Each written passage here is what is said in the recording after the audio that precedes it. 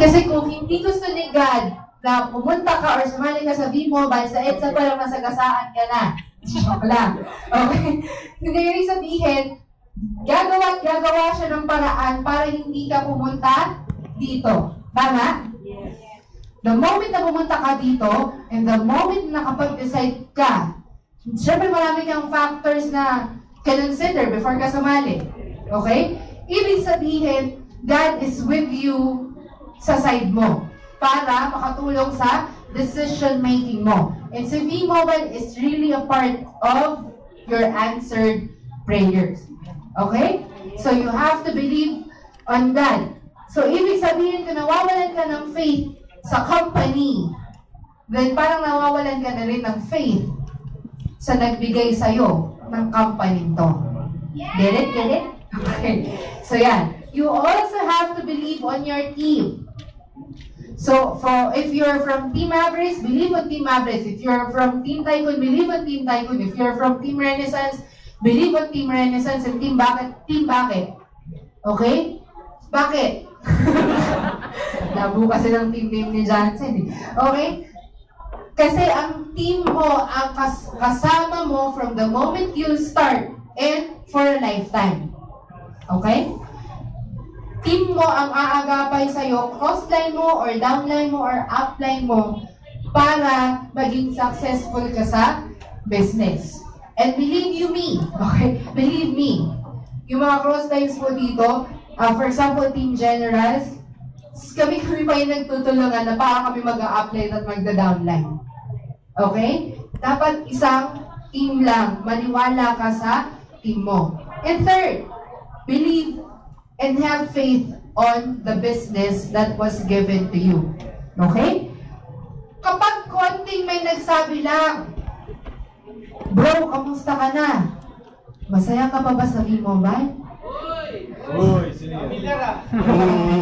Training nila yun sa kabila, call flow. So yan.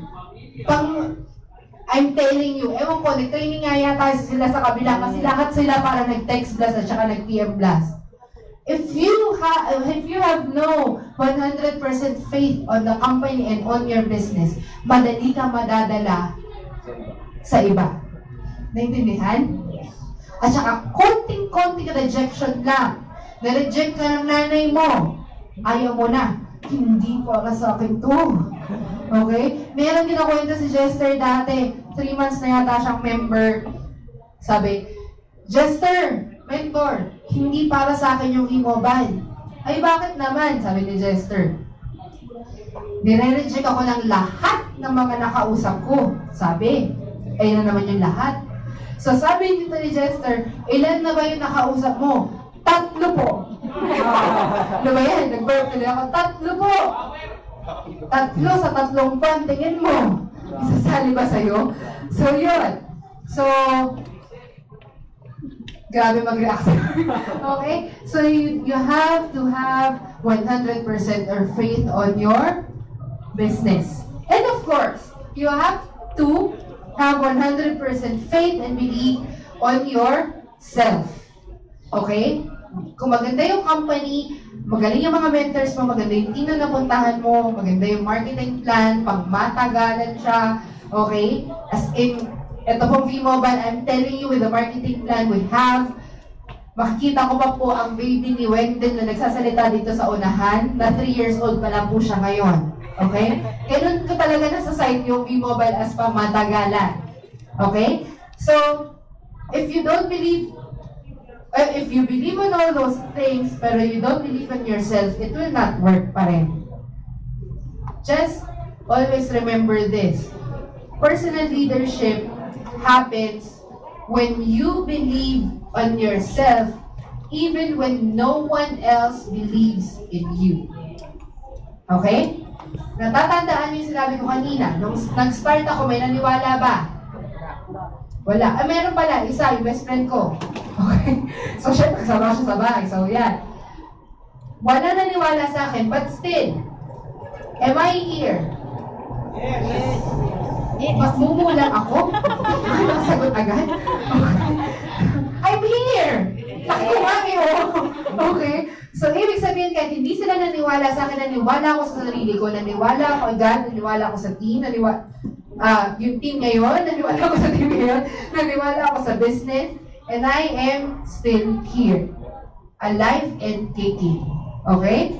So, kung gusto mong pangmatagalan, you have to believe on yourself. Simple lang naman to. Attend other trainings. For example, ako meron akong tinuro na networking made easy. Sino pa naka-attend na nun? Ang dami. Okay. So, yun, di ba yung tinuro ko, nag-agree kayo? Super dali ba? Yes. Dali kayo kumausap ng tao. Kayo magre-reject. Okay?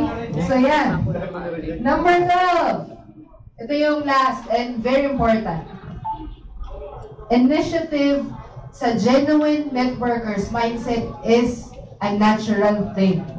Hindi ka na kailangang sabihan. Okay? For example, nag-post ang isang mentor ng training poster. Okay? Kung ikaw ay may initiative, ikaw mismo ay mag-share nun. Why? Kasi you wanna help other people. Hindi na nga ikaw yung tatayo dito, hindi na nga ikaw yung magre-research, hindi na nga ikaw yung magpe-prepare ng PowerPoint material, hindi na nga ikaw yung pagpapawisan, hindi na nga ikaw yung hindi pinapansin, hindi na nga ikaw yung sinisimangutan, hindi na nga ikaw yung kawawa. Okay, so yan. So at least if you do have initiative, alam mo na dapat mong i-share yun sa mga members mo or to other leaders. Tama?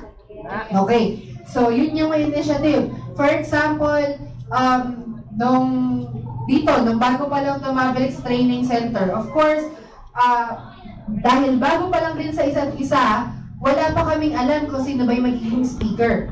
The team doesn't even know na pwede rin ako maging speaker. But then, there are people na may initiative na willing tumayo dito sa unahan para mag-grow yung team. Okay? There are also people na nag-stand up or nag-level up or anong tawag doon, nag-step up, okay? Doon sa 20th floor yung mga accredited speakers natin because they wanna help the team. Hindi na kailangang sabihan at pilitin. Okay? Hindi ka na kailangang pilitin ng mentor mo na mag-Facebook marketing ka or kumausap ka ng tao or kung ano man yung trip mong strategy. Okay? Hindi ka na kailangang pilitin na gano'n. So you have to do it. So, second is, ano yung G? Ano yung G kanina? Okay. Kising pa ba? Okay. So before pala ako mag-proceed sa attitude, meron akong sasabihin or konti commercial lang. So yung mga ibang mga maganda network make easy, alam nyo na to. So huwag na lang kayo mag-react. Kasi I wanna help other people. Meron kasi akong collection of training materials, right? From 2011 until today, na I spent more than 100,000 pesos and collection ko po yun ng 2 years. Okay? I released a CD before no Networking Made Easy kasi nga, yung Networking Made Easy is full of scripts na kung magsusulat ka, hindi mo siya mahahabol or kung pipicturean mo, malabo naman. So, ginawa ko, nilagay ko siya sa manual, pati yung paano ma-handle yung mga objections, 30 plus objections, and then I made up yung mga bonus items. So, parang to give back na lang din sa team. So, I released the CD. Yung 80 pieces po is na-sold out siya. Sa 2 training sessions lang na yun. Okay? And then, sabi ko, hindi na ako magre-release. Hindi na ako magre-release kasi those training materials, pinaghirapan ko siya. Siyempre, kung sobrang baba nga naman nun, baka ma-take for granted lang. Pero, super ang daming nag-request. So, ang ginawa ko po, huwag na pumalungkot yung iba. So, I released the last batch of CDs. Ngayong gabi lang to. Okay? Pero before nyo ko taasan ng kilay, okay? So, ikakwento ko lang sa inyo, ano ba yung mga naging experience nung iba? Saan ba yun? Init, no? Okay lang yung payaman naman. Okay. So, yan. Ito pala si Maxi. So, yun sa mga bumili ng mga CD, ito po yung nasabi nila. So, para wala pong pilitan dito. Again, sabi ko nga, ayoko nang mag-release, pero marami nang pumilit sa akin. So, yan. Sabi niya, wow, this is great stuff, Abby. Dami mong collections. Can't wait for tomorrow. Kasi yung tomorrow, yun yung delivery ng CD niya. Okay? Second, sabi ni Jovi, thanks po. Wow, ang power. Hindi, power yan. Ang power. Spell sulit. Getting more than what we paid for talaga. Awesome. Sabi niya. And then, sabi ni Tita Mirna, sino nakakalala? Tita Mirna. Ikaw lang? Tita Mirna kasi may papakita eh. Okay, sabi ni Tita Mirna. Wow, ang dami. Gustong-gusto ko ito. Blank, blank, blank. Binlangkuhan ko po kasi secret yun eh. Okay, baka yung iba magaganda rin, hindi lang familiar sa akin. Hihihi. Salamat, Abby. God bless. Hindi niya alam, yung hindi niya alam, na yung hindi niya alam, mas maganda pa talaga dun sa alam niya. Okay, kasi yung mga hindi niya alam, those are rare training materials na hinanap ko po talaga. Okay? So, yan. So, ito naman, one of the core leaders ng Team Mavericks, si Steph, sabi niya, okay, sige, grabe! Okay.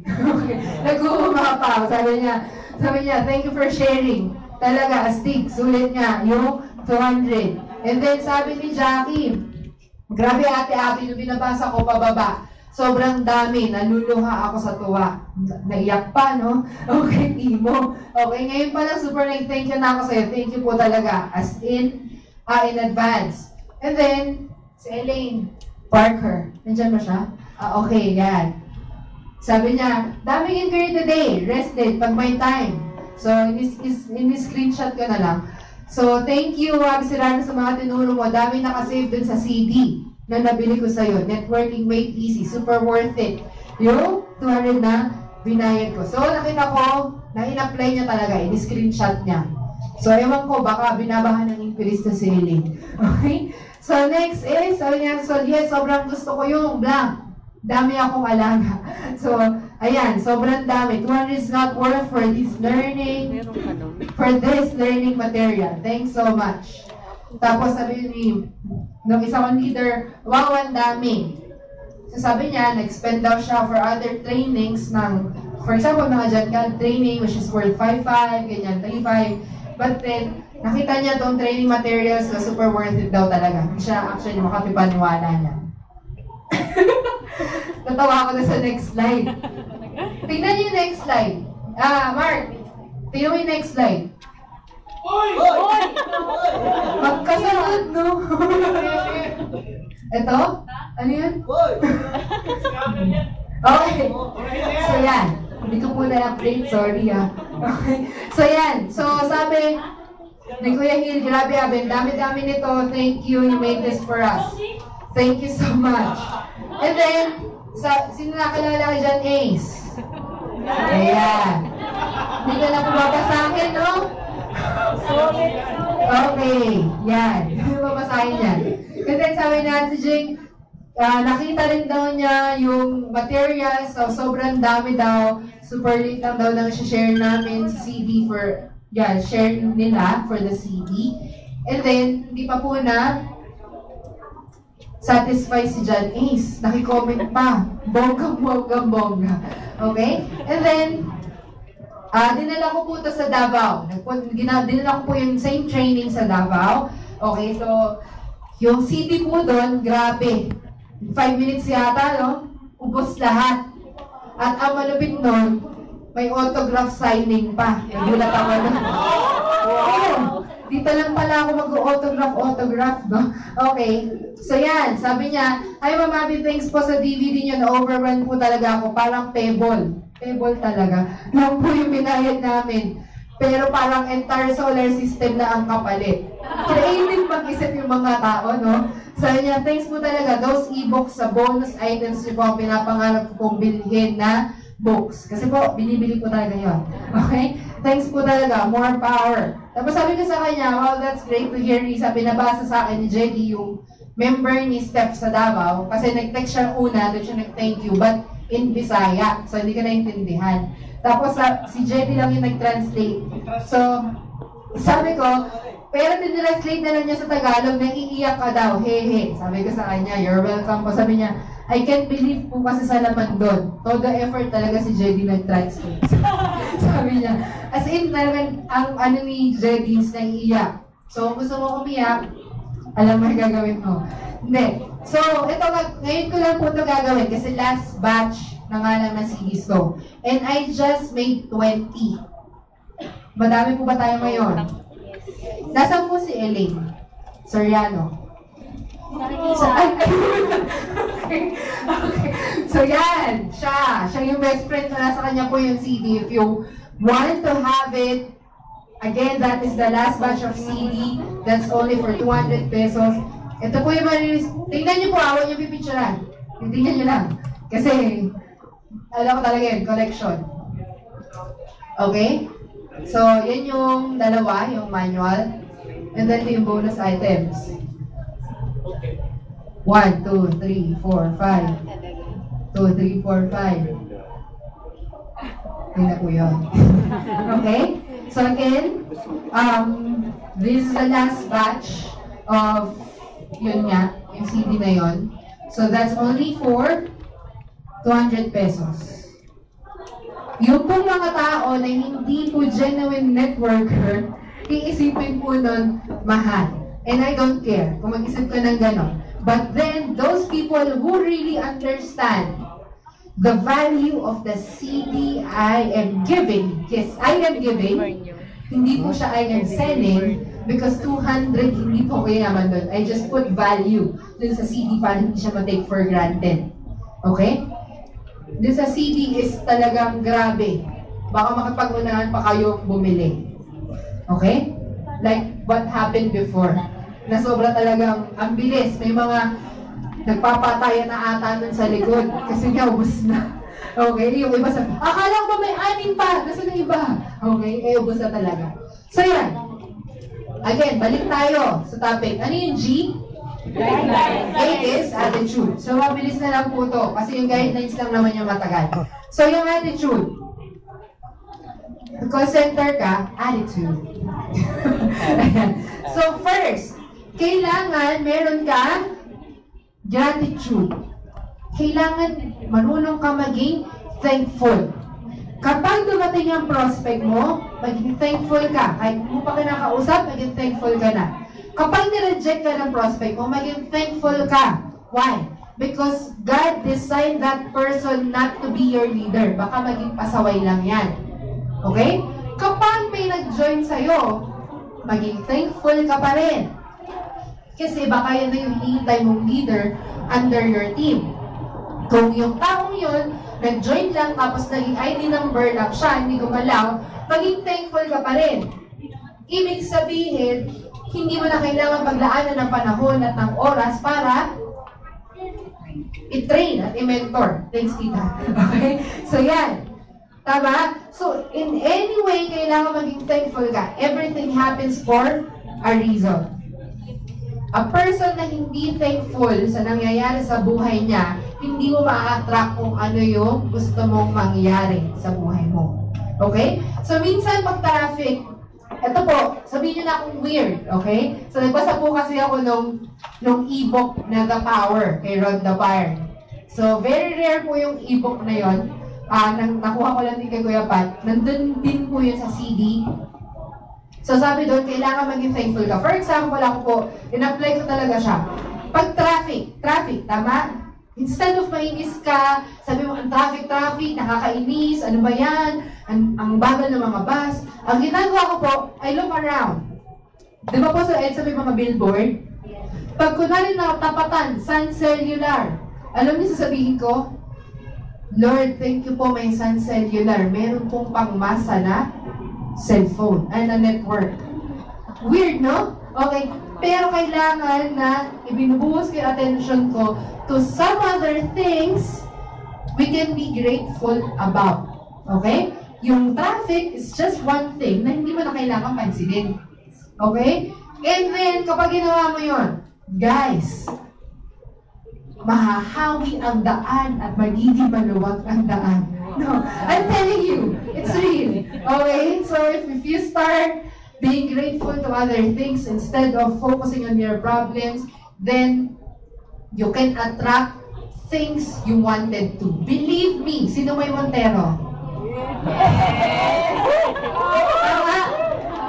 Ibig sabihin, meron akong pinapractice na something na hindi kayang i-practice ng ibang tao. Okay? Mahirap kaya bigilin ang inis. Tama? But then you have to be grateful to other things. Sometimes, yung taxi driver, pag ginaganon-ganon ka, di ba? May inis ka. But then I look around and then I saw people playing, people playing, okay, baka ibang play yun, kids playing, and then I'm thankful. Lord, thank you for the great view na may mga bata naglalaro masaya sila. Ganun. Parang every minute, instead of, lalo na kapag may nakita kang problem, instead of focusing on the problem, you need to be focusing on other things na you can be grateful about. Naintindihan? Okay. So second, you have to be kind. This is very simple, but mahirap gawin. Okay? You have to do random acts of kindness. Init, no? Hot ko talaga. Okay? So you have to do random acts of kindness. Kasi meron tayong tinatawag na karma or dharma. If whatever you give to something or someone, it will come back to you. Okay? So, ibig sabihin, if you do random acts of kindness, random acts of kindness, then blessings will pour out to you. Naintindihan? Okay. So, for example, nasa bus ka, sa mga nagko-commute. Lalaki ka man or babae, may nakita kang senior citizen, nakatayo. Offer your seat. Bakit? Pag in-offer mo yung seat mo, in-offer mo yung seat mo dun sa taong yon, and then, galing ka pala dun sa kausap mo, na, for example, college student. Kausap mo siya. Tapos sabi ng college student, tatanong ko muna sa lola ko. Pag uwi ng lola, yun pala yung pinaupo mo. Good mood, kasi pinaupo mo. Ibig sabihin, pag nagsabi ba yung college student na yon, lola, may nakita ko opportunity, may malaking possibility ba na susuportahan siya ng lola niya? Yes. Nag-aano lang po yan. Umiikot-ikot lang yan. So, as much as possible, you have to do something good to others, love others, and kahit enemy nyo, you have to love them. Okay? Third, this is very important sa isang networker. You have to be resourceful. Kailangan madiskarte ka in Tagalog. Okay? When I started, yung sponsor ko po is from Cebu. Okay, nakita ko lang yung business, Facebook lang din, kaya ako naniniwala na kaya kong gawin yung business kahit Facebook lang, dahil napasali ako through Facebook. Okay? So, he's from Cebu, but then he's not that active. Well, basta, hindi siya active. Marami siyang ibang ginagawa na ibang companies na networking din. So, hindi niya sinabi sa akin na mayroon palang training. Hindi niya rin sinabi sa akin na kailangan mong gawin to, gawin yan. Hindi niya sinabi yon. Wala rin mga group pages before. Diba yung mga group page na yun, very convenient for us to learn more about the business. When I started, walang ganon. Okay? But then, ma-attend po ako ng mga business presentation po sa 20th floor, even though walang nagsabi sa akin. Uma-attend po ako ng mga trainings sa 20th floor nang dahil na-eavesdrop ko lang sa CR na may training daw ng Tuesday ng 8 p.m. 8 p.m. pa before. So pumunta ako doon, not knowing if the team is where I belong to, or ibang team ba yung walang pakialam, gusto ko lang matuto kasi nga wala nagtuturo sa akin eh. Pag uwi ko ng bahay, search ako sa YouTube, magtatype ako V-Mobile Technical Training or V-Mobile Leadership Training. May mga lalabas po doon na pwede ko mapanood. Okay? You have to be that resourceful. Meron po ako nakausap kanina. V-Mobile member po siya na taga South Korea. Pero hindi naman siya from our team kasi hindi daw kalahati. So, she's from South Korea. Sabi niya, hindi niya nagawa yung business kasi daw binabayaan na siya ng nag-invite sa kanya. Tapos, sabi niya, wala daw kwenta yung nag-invite sa kanya. So, ibig sabihin, wala daw nangyari sa negosyo niya. Sabi ko, wow! Ang galing po kasi pareho po pala tayo pinabayaan na nag-invite. Pero po, ang difference lang is, more than 5,000 na po ang members ko. Okay? Ibig sabihin, may excuse na lang yon because you have other things na pwedeng makuna ng training. You just have to be resourceful. For example, I want to commend si Kuya Pat and si Elaine Sariano, yung best friend ko. Because they don't wanna talk to people nang nandito. Hindi talaga sila ganon. Hindi talaga sila haharap sa inyo. But then, both of them are resourceful pagdating sa online. Grabe silang makapagpa-pay in even online. Ganon. Ibig sabihin, kung may weakness ka, you have to find other strength kung gusto mo talagang gawin. Okay? Kami kuryente. Okay? So yan. You have to be confident. Ano yung confident? Hindi ka arrogant, but hindi ka rin masyadong, anong tawag doon? Basta yung masyadong timid. Okay? Ibig sabihin, you have to be humble and confident. Perfect example of that is one of my power leaders, actually two of my power leaders, yung mga kapatid, si Wendell Daquila at si Abby de la Cruz. Why? They are very confident. Okay? Okay, itsura mo. Okay. They are very confident, but they are humble din. Okay? So, bakit sila naging humble? Kasi, for all we know, si Wendell Daquila is one of magagaling na sales manager sa dati niyang company, sa corporate world. Tama? And she is 30, kasabihin.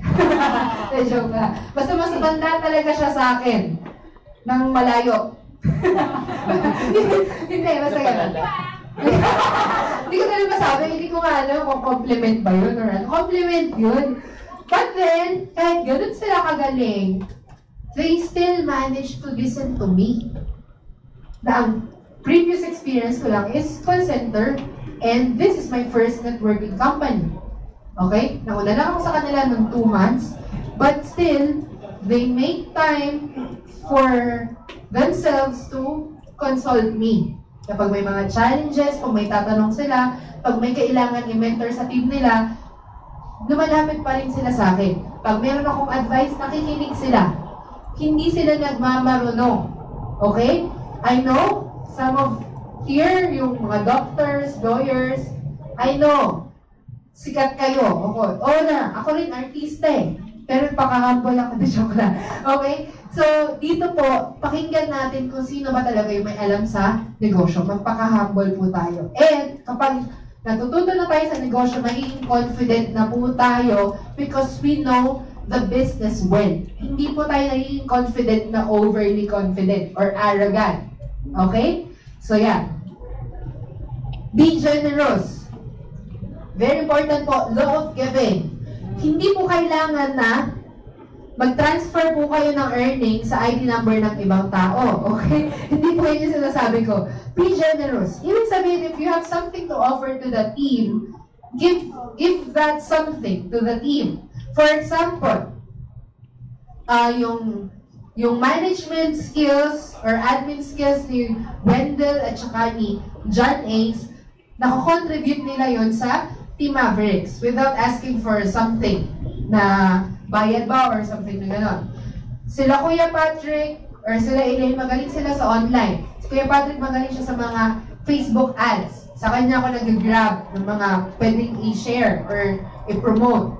And then, hindi siya nagpapabayad. Binibigyan niya lang for free without contact details. Ikaw na yung magbigay ng contact details mo. Okay? So, that is something na pwede niyang ibigay. Ako naman, dahil mahilig ako magbasa ng books, and umattend ako ng mga trainings talagang pinagkakagastasan ko yan, and I love talking in front of you, then this is something I can give for free. Naintindihan? Kasi lahat ng binibigay mo, babalik po yan. Yes. In any way. Sa akin bumalik Montero eh, no? Gusto niyo rin yun? Yes! Tama-tama pa naman, ilolodge yung Mirachi. So yan. And then, of course, this is very important. You have to think, do, and be positive. Again, think, do, be positive. Marami po dito, positive lang sa physical appearance. Ibig sabihin, power, ganun lang sila. Pero deep inside, negative yan. Sila yung tipong unang nagko-complain ng mga nangyayari sa mga bagay-bagay. Okay? Yung mga tipong naiinip sa resulta nila. So, yan. So, kailangan maging positive ka on your thinking, on your actions, and what or who you really are. Naintindihan? Okay. Tapos na tayo, di ba? Hot kasi tayo lahat eh. Ano nangyayari? Okay, P is principles. There are 3 principles po na ito po ay pinangahawakan ko na shinare ko na po ito sa team ko, sa Team Abundance. Ito po ay shinare lang din po ni John Jester Ching sa Team Generous. Nung kinuwento niya po ito last December 2011, okay yan, December 2011 kinuwento niya yun na talaga ang nagpa-hold sa akin to stay in V-Mobile or in the network marketing journey. Kasi pag alam mo tong principles na to at sinabuhay mo talaga, then alam mo, kapag wala kang resulta, kasalanan mo. Okay? Ganun siya. Ano yun? Okay lang ba? 3 lang yun. Tapos na tayo. So, first is Yes.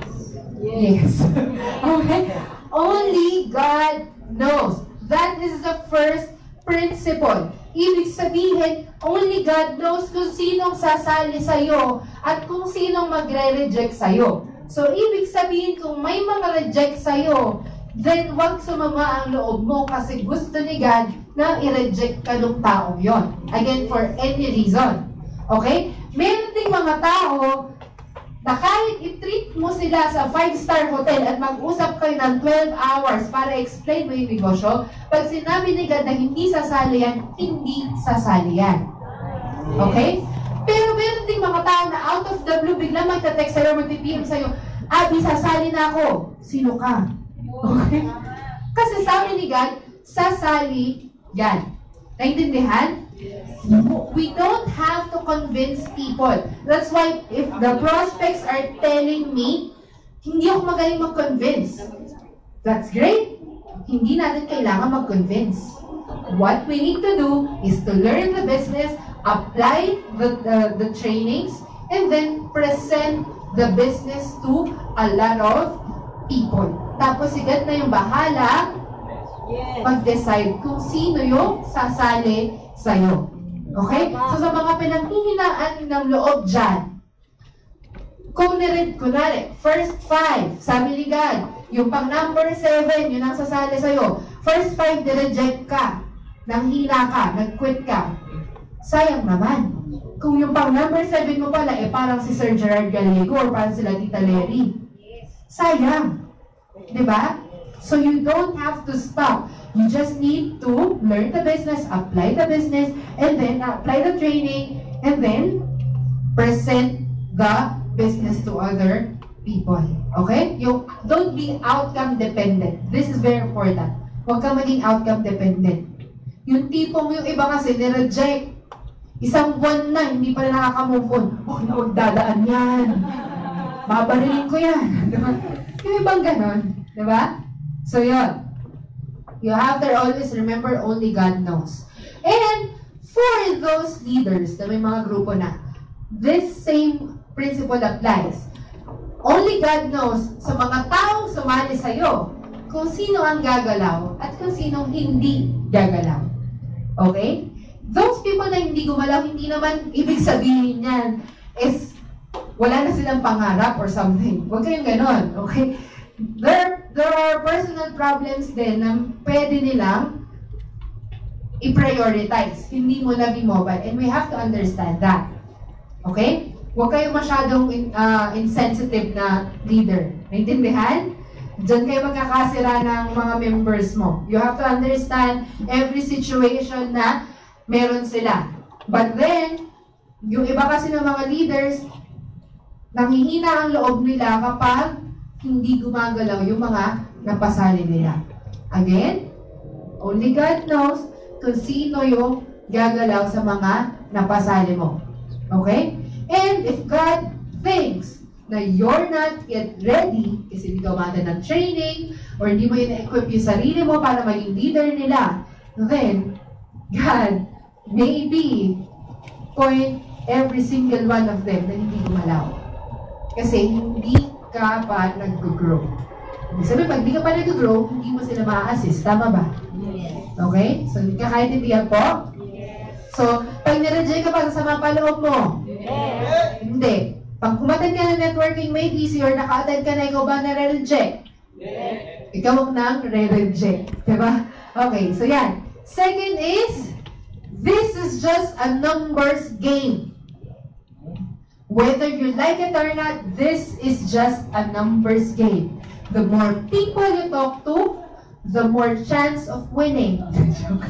Okay? So, ibig sabihin, sabi ko nga kanina, yung member ni Jester na isa nagre-reklamo, 3 tao sa 3 buwan. Hindi makaka-apekto yun sa performance niya as a technopreneur, as a member. Okay? If you want, galing to sa isang networker na super sikat sa buong mundo, sabi niya, if you want to be a millionaire within a year, sino gusto maging millionaire within a year? Marami. Talk to 30 people a day. You don't have to talk personally, baka pagod ako.